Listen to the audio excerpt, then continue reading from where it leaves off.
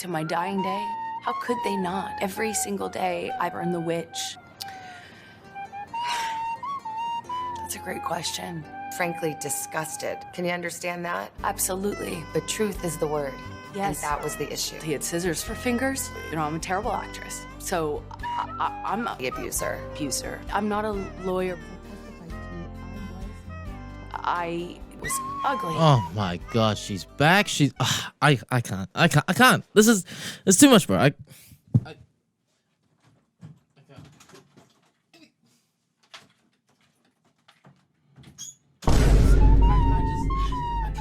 I can't believe it. What? She's back. She's back, guys. Amber Heard is back. You know, just when I thought she was gonna live like Patrick Star and hide under a rock for several years just to let things blow over and die down. No, here she is on the Today Show doing an interview, doing what she does best. Not acting, or at least trying to. I don't know, man. Been a little over a week and Amber is back to talk a little bit about her perspective of everything. Oh God, I can't wait. As you sit here with me now, has it sunk in? How could it? Bro, it's an interview. You're not, it's not like you're not acting. What, there doesn't, tell me that deep breath and look away doesn't look like her getting into this emotional character. Do you stand by your testimony and your accusations against Johnny Depp about abuse? To my dying day, will stand by every word of my testimony. I mean, at this point, there's really no turning back. If you wanted to change anything about your narrative, it would have been in court. And trust me, in court, you changed it multiple times too. Now that the verdict has been decided, you kind of need to stick to your story. And good luck with that, Amber. Vast majority of this trial was played out on social media. This trial is an example of that gone haywire, gone amok. And the jury is not immune to that. You think the jury saw it? How could they not? My God, just like Elaine, right? How could they not? It's everywhere. Wait, dude, stop blaming the jury. Like what Camille and Ben would say, it's so disappointing. It goes against everything she has said about wanting to move on with her life because, yeah, it's going to be a hard road ahead considering you're probably going to go bankrupt, but you could take it humbly and then work on yourself, or you can go the route that you are going right now and blame everyone else and continue with your narrative and seek this false sense of justice that you have fabricated in your head. I think even the most well-intentioned juror, it would have been impossible to avoid this. It's like you put yourself on this pedestal that you're better than everyone else, that you don't tell any lies, but even the jury members will tell lies. These are the people that are gonna decide your fate. And for you to just like hate on them now, man, if any time you go back into court in the future, you're less likely going to win because of that attitude of yours. Every single day I passed for 3, 4, sometimes 6 blocks, city blocks lined with people holding signs saying burn the witch, death to Amber. I watched some of the footage of them driving out. I don't think it's 36 blocks. She could be, again, embellishing that story a little bit, but I'll give you the benefit of the doubt. Maybe it could have been like that. After 3.5 weeks, I took the stand, saw just a courtroom packed full of Captain Jack Sparrow fans who were vocal, energized. Where are your fans turning up? They're more than welcome to. It's not like a freaking Johnny Depp invite type situation. It's an open invite, I believe. Stop blaming the people that are there to support Johnny because they're genuine about it. This was the most humiliating and horrible thing I've ever been through. I have never felt more removed from my own humanity. I felt less than human. Less than human. I feel like I've heard that somewhere before. I hate to have to admit this, but that was, I believe that was about the lowest point in my life. That was the lowest I'd ever felt as a human being. Oh yeah, that's right. Johnny said something similar, but it's vastly different, okay? Johnny was talking about how he was sobering up and he was going through withdrawals and you wouldn't give him his drugs, so he literally had to beg, which made him feel less than human. You, on the other hand, is just feeling humiliated due to your lies being exposed to the world. Let's go back to the day of the verdict. Were you feeling confident?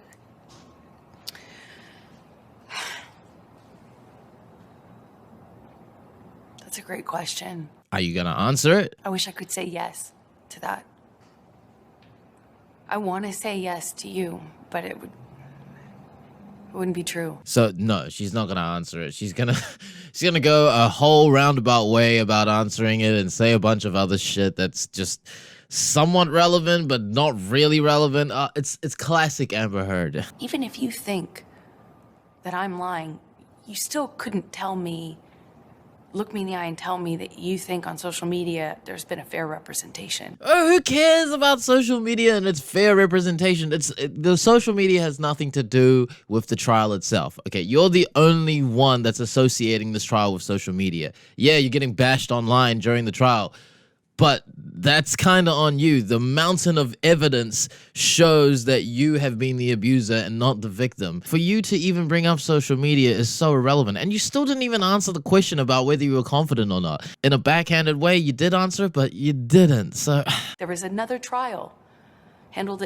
with the same substantive issues that had even more evidence in. In fact, my evidence was largely kept out. Really important pieces of evidence kept out. oh, well.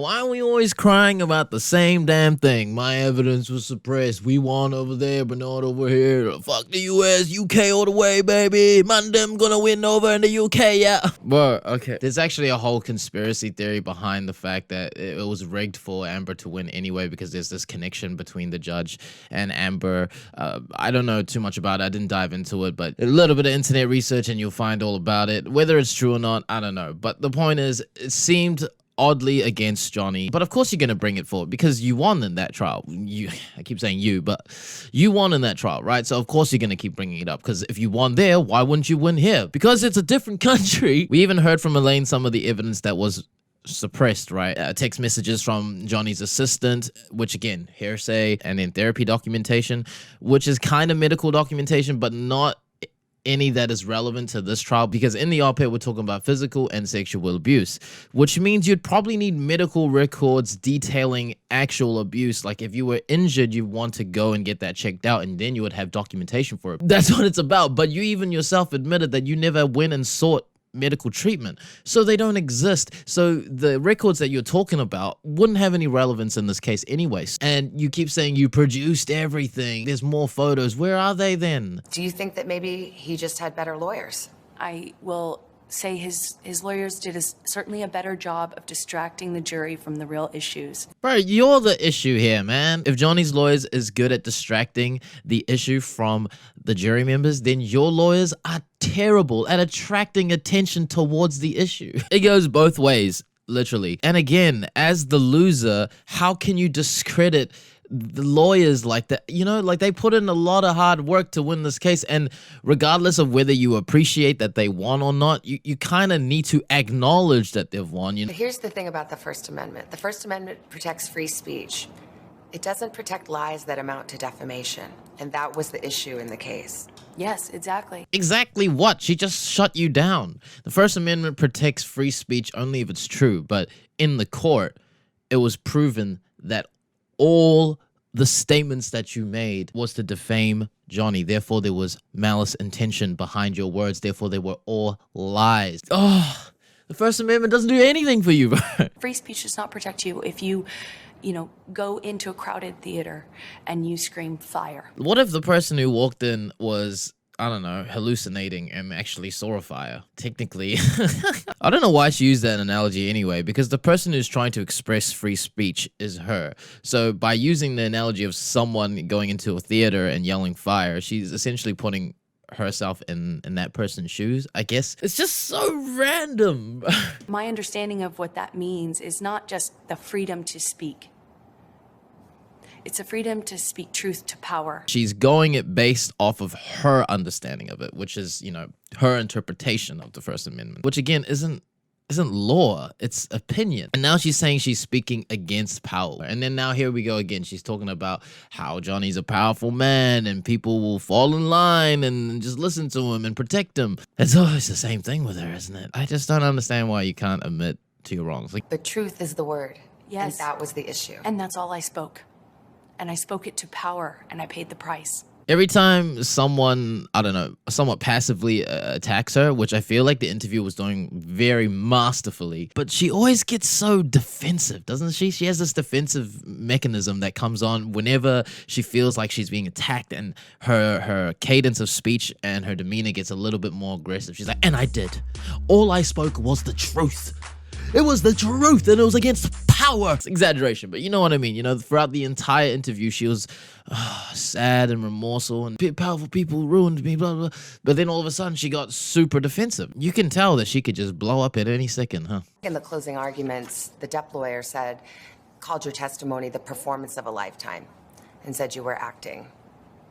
What do you say to that? Says the lawyer for the man who convinced the world he had scissors for fingers. Bro, what are you talking about, man? What? What are you talking? You talking about Edward Scissorhands? Bro, that was a movie, man. Of course he's gonna convince the world that he has scissors for hands. It's in a movie, it's in a film, it's the character he was playing. The character we're talking about here is you, Amber Heard. You are on the stand acting as if you are a victim. Performance of a lifetime. She's still performing right now. Doesn't she act exactly how she does in the courtroom? I'm the performer.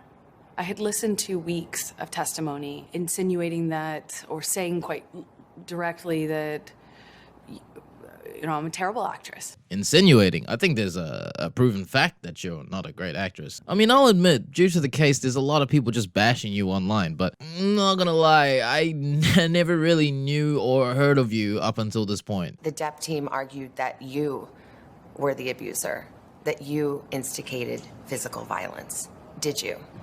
I never had to instigate it. I responded to it. Again, she didn't really answer that question, did she? She always has to explain her answers. It's always a justification of why she's answering it a certain way. It can't just be a simple yes or no.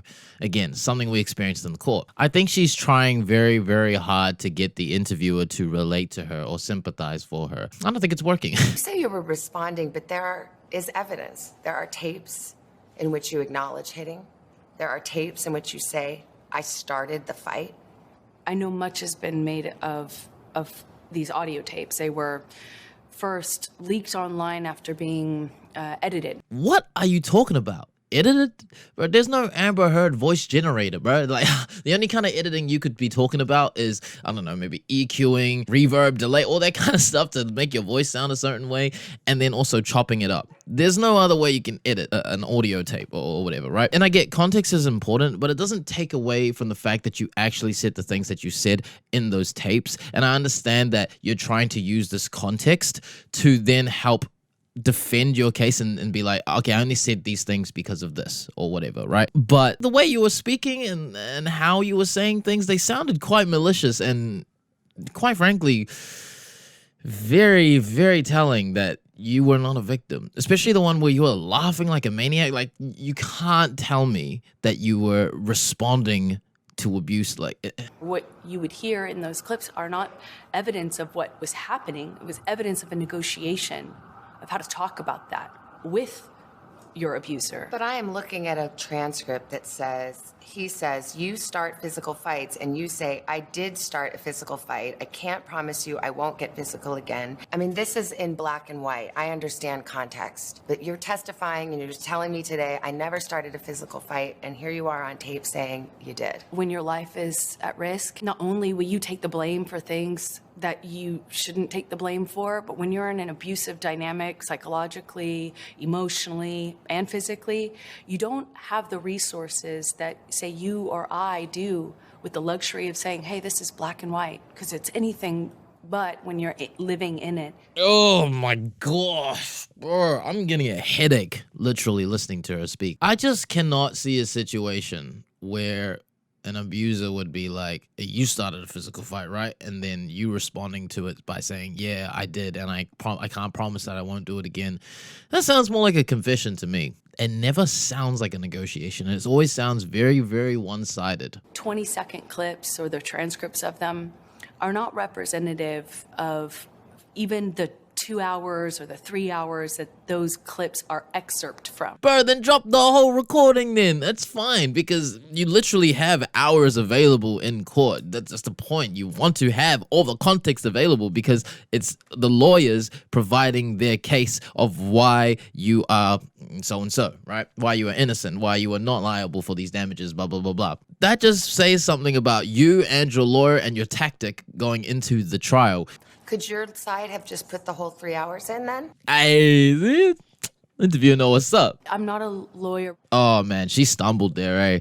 And again, there we go, blaming her lawyers. It's a team effort. It's not your lawyers doing all the work. You have to provide the evidence as well. You know, where's the lawyer gonna get the evidence from? From you, of course.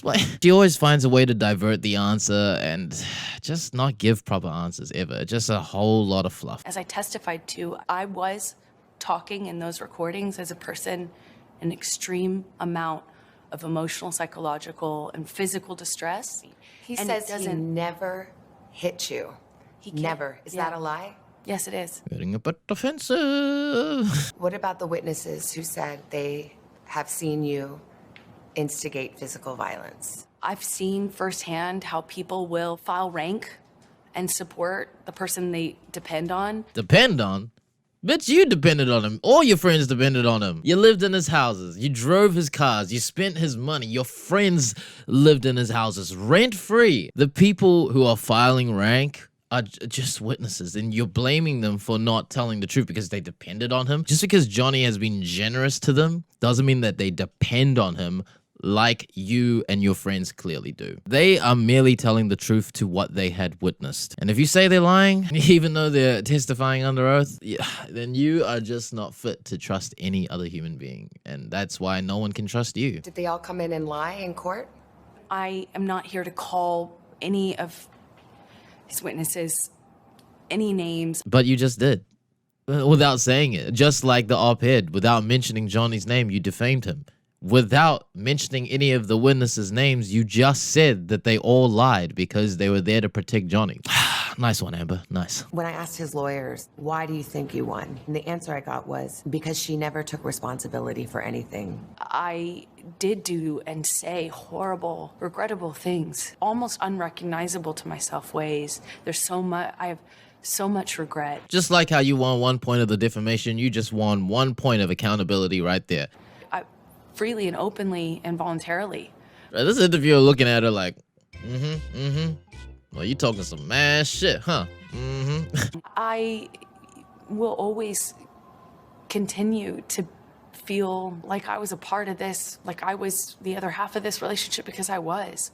And it was ugly and could be very beautiful. It was very, very toxic. You know, I made a lot of mistakes, but I've always told the truth. She's saying some very valid things, like they were both being toxic in a relationship. Like, I'm not saying, again, Johnny isn't perfect. He too probably had his faults. He said a lot of crazy things. I've been saying that. Remember when Amber's acting coach said that she has trouble crying whenever, you know, she's trying to act like she's crying. But we've seen her cry. We've heard her cry in recordings. It's not that she can't do it. It's just that she can only do it in a genuine situation. And saying these kind of things and reliving a dark past, you know, I would think it would trigger some sort of tears or some sort of more deeper emotion than just this face value sadness. Nothing is kind of coming from it. It almost feels like she's genuinely trying to push out some sadness that isn't there. We have a lot more of our conversation to share with you tomorrow morning on Today. There's more? Oh, man. I thought this was going to be the last thing I was going to do, but hey, all right, I guess there's more to cover, so we're going to get into it when this being released. But until then, it's sad to see that she's not going to be doing what she said, which is moving on and moving forward with her life, which I understand it is probably the harder path to do because you're in a position where it's going to be hard to get jobs. People don't really like you, both online and in the public. It's like I said, you got to be like Patrick Star. You got to lay low for a little bit, you know? But I do feel for you as a human. You know, no one should have to go through this kind of strenuous torture from the world, but you reap what you sow.